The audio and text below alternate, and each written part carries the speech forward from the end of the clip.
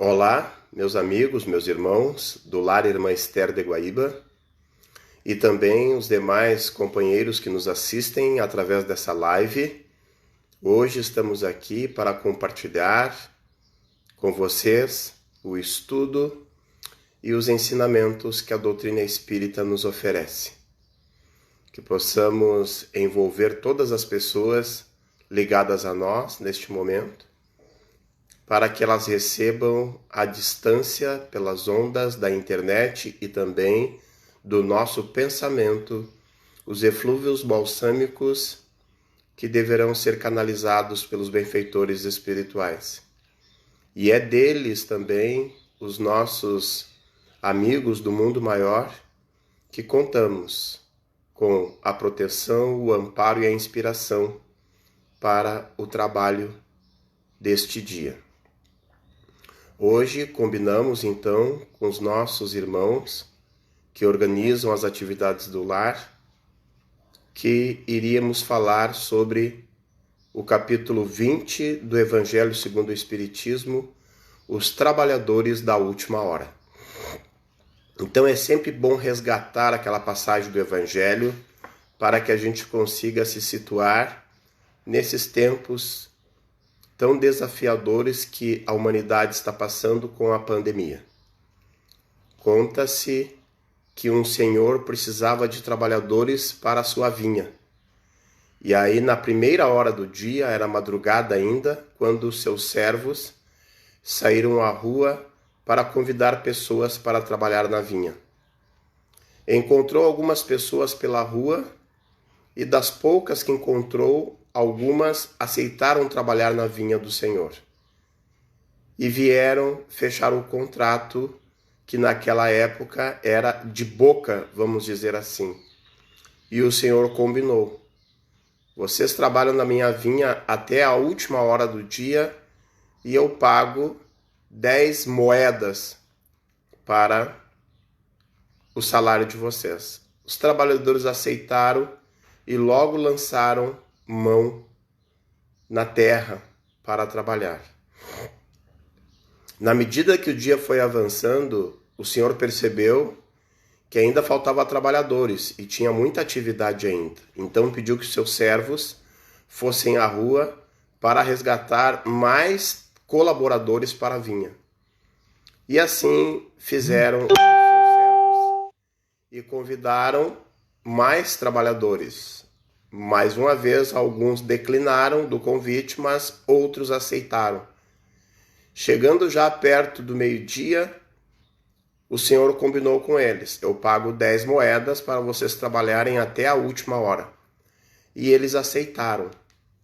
O dia passou e já vai para o finalzinho do expediente, e o Senhor percebeu que precisava concluir aquele trabalho ainda naquele dia. Então pediu que seus servos fossem mais uma vez buscar trabalhadores para a vinha. E assim os servos cumpriram a orientação do Senhor. Encontraram ainda alguns trabalhadores na rua que tinham passado o dia ociosos ou mesmo não tinham sido encontrados. Então os servos convidaram eles para trabalhar na vinha do Senhor. E eles aceitaram. E chegando lá, conversaram com o Senhor, que combinou com eles: vocês trabalham esta última hora que falta do expediente e eu pago a vocês de salário 10 moedas. E assim esses trabalhadores cumpriram, cada um dentro do período que tinha chegado, a sua tarefa. Chegando no final do dia, a tarefa foi concluída e o Senhor então pediu que todos fizessem uma fila para receber o seu salário. Então o Senhor começou pagando intercalado, alguns da primeira, alguns da hora do meio e depois alguns da última hora. De forma que uns que eram cadastrados no horário conseguiam visualizar outros que eram cadastrados em horário diferente. Isso gerou um certo descontentamento. Porque na medida que o senhor da vinha pagava 10 moedas àqueles trabalhadores que tinham trabalhado apenas uma hora do dia, o Senhor também pagava 10 moedas para aqueles que tinham trabalhado de sol a sol durante todo o dia na vinha. Então, algum desses servos da primeira hora vieram reclamar ao Senhor e disseram: Senhor, isso não nos parece justo. E o Senhor perguntou: o que estais a falar? E eles redarguiram: ora, como é que nós trabalhamos o dia todo e ganhamos 10 moedas? E esses outros que chegaram há pouquinho tempo, já fechando o expediente, também receberam um salário igual? Então o Senhor olhou para todos e passou a grande lição, perguntando: quanto eu combinei de salário com vocês? Ao que todos responderam: 10 moedas. E ainda reforçou para aqueles que estavam reclamando: e vocês em específico que estão reclamando, chegaram na primeira hora do dia, quanto eu combinei de salário? E eles confirmaram: o Senhor combinou 10 moedas. Então o Senhor arrematou dizendo: ora, a vinha é minha e o dinheiro é meu. E assim eu me dou o direito de pagar a mais do que eu combinei, mas a menos não, porque não seria justo. Então, se eu combinei com vocês 10 moedas e estou pagando, aqueles que trabalharam só 1 hora, cabe a mim definir o salário deles. E eu combinei com eles que pagaria 10 moedas também. Então não se incomodem, pegam aquilo que é de direito de vocês e sigam o vosso caminho. E assim fica a grande lição então dos trabalhadores da última hora. O que isso tem a ver com nós espíritas em especial? Não exclusivamente com nós espíritas, mas em especial. Porque a doutrina espírita, diante de outras religiões, é uma das mais jovens. Vejamos que o espiritismo tem apenas 163 anos. E tem religiões milenares e religiões seculares, de no mínimo do tempo de Jesus para cá, vamos dizer assim. E o Espiritismo representa, portanto, nessa vinha do Senhor, que é o trabalho da evangelização, da espiritualização na Terra, que é o papel das religiões, procurar religar a criatura ao Criador. Então, nessa relação de várias religiões, a doutrina espírita é uma das últimas que chegou, representando os trabalhadores da última hora. E então nós precisamos nos perguntar: será que nós estamos fazendo jus ao salário prometido pelo Senhor? E que salário é esse? É o salário da plenitude, da paz interior, da felicidade, do acesso, da ascensão à perfeição espiritual. Na medida em que nós vamos arando a terra, plantando a semente e deixando para que outras pessoas possam colher os frutos do nosso trabalho. Será que nós estamos fazendo isso? Nós, meus queridos irmãos, como trabalhadores da última hora, temos que nos esmerar, nos esforçar para bem cumprir o combinado com o Senhor. Muito bem sabemos que se hoje nós estamos nas lides espíritas, nas casas espíritas, no movimento espírita, não é coisa de última hora. Nós somos trabalhadores da última hora, numa perspectiva de contar séculos e milênios. Mas no que se refere à nossa tarefa hoje, no movimento espírita, nós não somos trabalhadores da última hora, não somos marinheiros de primeira viagem, porque muitos de nós fomos convocados ainda na espiritualidade pelos ministros de Jesus para cumprir o nosso papel na Terra.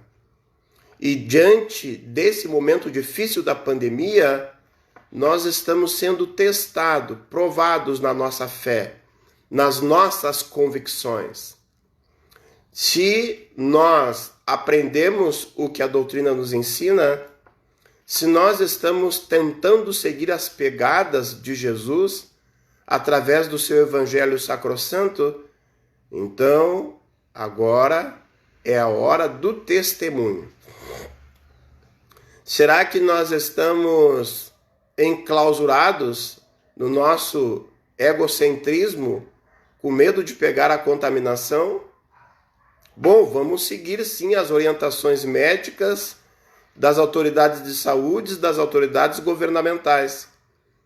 Mas não vamos permitir que o nosso coração fique gelado, frio e indiferente, com tantas dificuldades que nós percebemos a sociedade passando. É necessário que a gente faça alguma coisa para aliviar a dor do outro. Por exemplo, a fome. As nossas casas espíritas, na grande maioria, têm um braço do trabalho social. Tem uma atividade que dá para conciliar a doutrina espírita, a prática do espiritismo, em especial na casa espírita, e a assistência aos mais necessitados, dentro ou fora da casa espírita. Como as instituições estão fechadas devido à proteção e à prevenção contra a disseminação do coronavírus, muitos dos nossos assistidos estão à deriva no que se refere ao amparo assistencial. E será que nós estamos indiferentes a isso ou nós estamos fazendo alguma coisa para amenizar e, de uma certa forma, dar sequência ao trabalho da casa espírita? Nós, junto com alguns companheiros, criamos um pequeno grupo de trabalho e criamos também um projeto aqui em Guaíba. Um projeto que já tem aí os seus 8 meses, mais ou menos, mas que se evidenciou agora durante a pandemia. Tem nome e endereço o nosso projeto. Chama-se Projeto Alma Florida, que consiste em recolher doações de alimento, roupas, de muitas pessoas que estão procurando as casas espíritas e não estão conseguindo entregar para algumas casas que pararam total o trabalho social. E mais um agregado de outras pessoas que se uniram a nós. Nós estamos no bairro Florida, mais especificamente na comunidade Farroupilha, fazendo a entrega de cestas básicas uma vez por mês. Cito isso porque nós tivemos uma experiência muito interessante, uma percepção. Na primeira atividade da pandemia, nós servimos chocolate com leite quente para as crianças e pão com mortadela. Atendemos aproximadamente 80 pessoas nesse primeiro dia, que foi lá para o mês de maio, mais ou menos. Logo depois nos damos conta que isso poderia ser um risco para a contaminação de algumas pessoas, porque a gente serviu chocolate quente e logo em seguida as cestas básicas para as famílias. Então a gente resolveu interromper a questão do alimento pronto para comer, para se prevenir da doença, da transmissão do corona, mas continuamos com as cestas básicas. Ou seja, a gente se protege conforme manda as autoridades, orientamos que os nossos assistidos se protejam e todo terceiro sábado do mês estamos lá fazendo a entrega das nossas sacolas. E por que estou citando isso? Porque, de uma certa forma, a gente ainda corre o risco da contaminação. Mas, se nós pegamos coletivo, se nós vamos trabalhar, se nós vamos no mercado, nós também estamos, de uma certa forma, expostos. E, às vezes, nós esfriamos os nossos corações para a assistência social, para não se aproximar das pessoas que podem nos transmitir o vírus, ou mesmo que a gente também, de uma forma sintomática, possa estar transmitindo. Mas, como trabalhadores da última hora, nós não podemos cruzar os braços, porque se até aquelas pessoas que têm um bom emprego, um bom trabalho, uma boa fonte de renda, veem as suas economias ameaçadas e reduzidas, imagina aqueles que não têm muitas vezes nem o mínimo necessário para a dignidade humana. Então, é importante que a gente continue fazendo a nossa parte. Também na caridade material, mas não só isso, também a caridade moral, a caridade espiritual, do sentimento, da solidariedade, da fraternidade, da paciência, começando dentro do nosso próprio lar. Como está a nossa convivência com os nossos entes queridos nestes dias que nós temos que suportá-los, sempre lembrando que é um desafio para eles também nos suportar. Mas se nós nascemos numa mesma família, se nós compartilhamos um mesmo ambiente doméstico, isso tem um sentido, tem um porquê e tem uma oportunidade de crescimento e desenvolvimento para todos nós. Estamos fazendo a nossa parte? Se as casas espíritas estão fechadas, então a tarefa, a missão do espiritismo não pode ficar fechada com as chaves da casa espírita. Porque aquilo que nós aprendemos dentro da casa espírita, agora é a hora de colocar em prática. Através de uma palavra, através de uma mensagem, através de uma live como essa que estamos fazendo aqui, para levar a mensagem para os nossos irmãos à distância. Quanto tempo nós reclamamos do celular e da internet? Pois é exatamente eles que estão nos permitindo agora fazer essa conexão e essas atividades abençoadas de divulgação e estudo da doutrina espírita. Nós, meus queridos irmãos, temos que arregaçar as mangas. Concomitante a tudo isso, nós estamos aí vivendo a transição planetária. A Terra, muito em breve, nunca mais será a mesma. Se as autoridades preveem e orientam sobre um novo normal depois da pandemia, nós precisamos visualizar a Terra como uma nova sociedade depois da pandemia. A pandemia está passando e nós já aprendemos com grandes mestres como Chico Xavier. Tudo passa, mas tenho dito, não vamos permitir que passe em branco, que passe despercebido esta oportunidade de aprendizado. A pandemia traz na sua carona uma mensagem e uma lição psicopedagógica. Temos que aprender algo. Temos que chegar do outro lado desta crise mais evoluídos, com outra sensibilidade, com outra postura, outro comportamento, a fim de que a gente faça parte como protagonista das mudanças abençoadas que o planeta Terra está passando. Portanto, seguremos nas mãos de Jesus. Façamos do seu evangelho um roteiro seguro para evoluir, para cumprir o nosso papel social diante do mundo. Temos que caminhar e progredir, mas precisamos estender as mãos para aqueles mais fragilizados do caminho. Vamos evitar a indiferença. Vamos cada vez mais sermos o exemplo vivo do Evangelho e da doutrina espírita em cada pessoa que cruzamos pelo nosso caminho. Vamos efetivamente fazer a melhor divulgação da doutrina espírita neste momento, que é a nossa vivência dos ensinamentos adquiridos durante o tempo que estávamos dentro da casa espírita. Quando o centro espírita abrir de novo, vamos retornar com grande alegria para reencontrar os nossos companheiros. Mas não vamos nos esquecer que mesmo à distância ainda estamos conectados. E aqueles benfeitores espirituais que nos amparavam na casa espírita, na presença física daquele ambiente, continuam nos amparando por onde andamos. Como tem aquela expressão, estamos de olho, e eles estão de olho para nos amparar, nos proteger e nos dar suporte para as nossas atividades. Que possamos refletir profundamente sobre isso e não ficar reclamando, não ficar julgando, não ficar cobrando.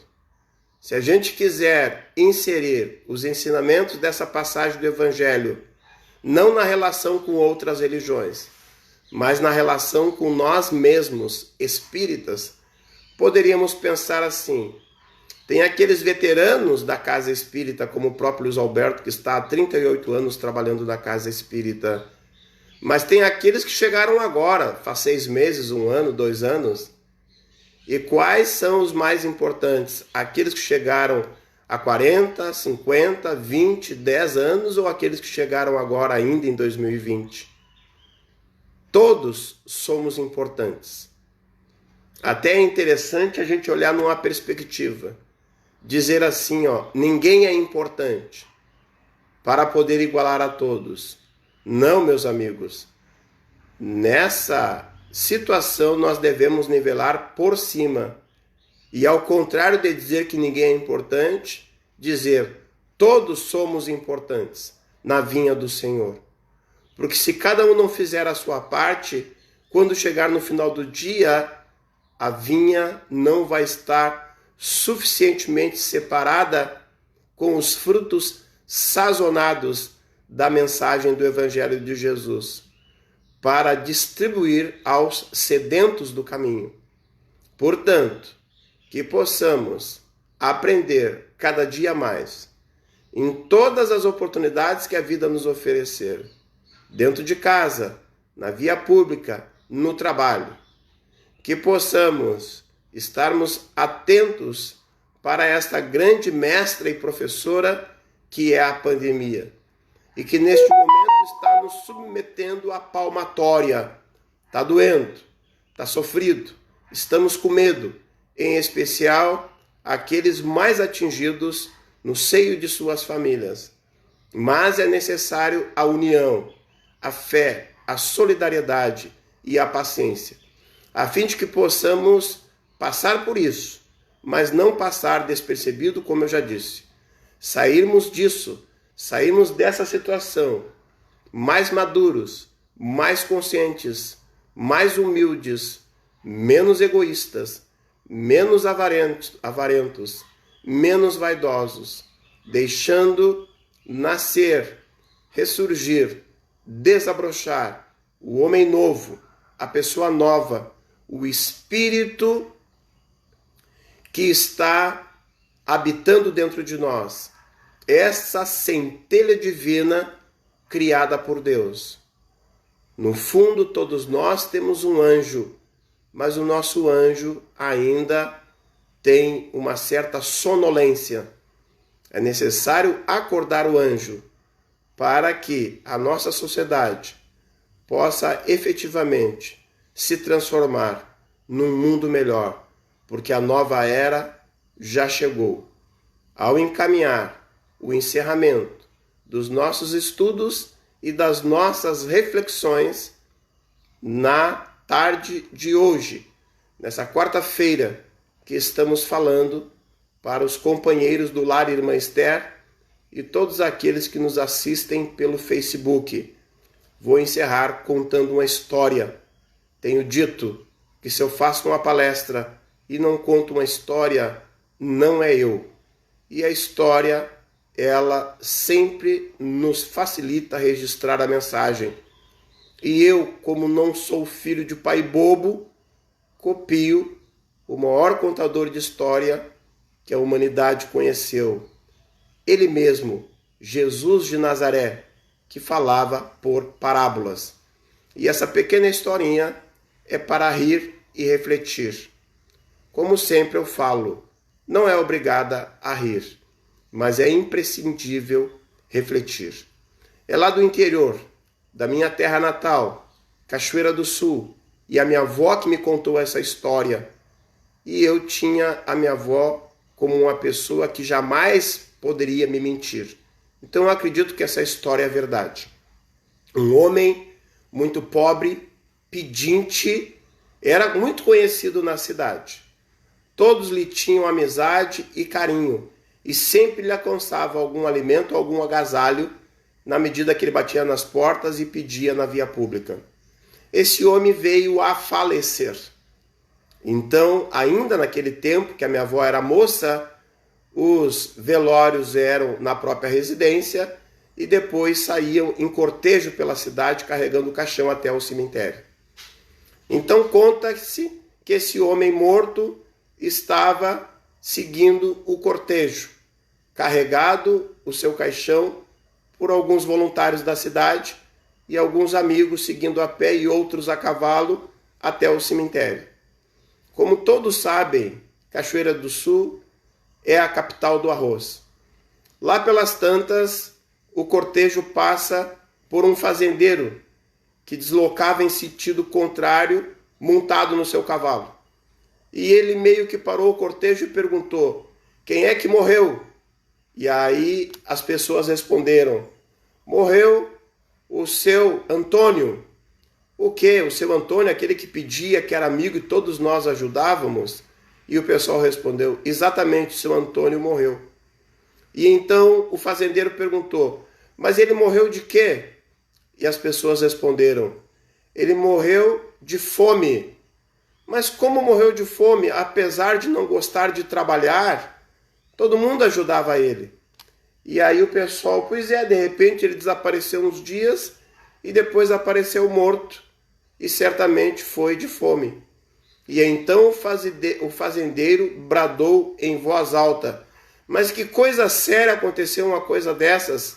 Se eu soubesse que ele estava com fome, eu mesmo tinha dado da minha fazenda uma saca de arroz para ele. E contou a minha avó que nesse momento ouviram as batidas dentro do caixão e era o seu Antônio batendo na tampa, de dentro para fora. Mais do que depressa, o pessoal parou o caixão, parou o cortejo, abriu a tampa do caixão e o morto ressuscitado sentou no caixão e perguntou para o fazendeiro: e esse arroz que o senhor ia me dar era com casca ou sem casca? E o fazendeiro respondeu: ora, além de dar o arroz eu vou descascar? Claro que não, o arroz seria com casca. Então o homem disse assim, fecha a tampa e segue o cortejo. Deitou no caixão e preferiu continuar morto do que trabalhar. Ora, meus queridos irmãos, os trabalhadores da última hora têm que descascar o arroz. E descascar o arroz significa enfrentar os desafios que a vida está nos impondo, para que possamos efetivamente merecer o salário justo dos dias trabalhados. Que Jesus nos abençoe e nos dê a sua paz. Muito obrigado pela sua atenção e até a próxima. Que assim seja.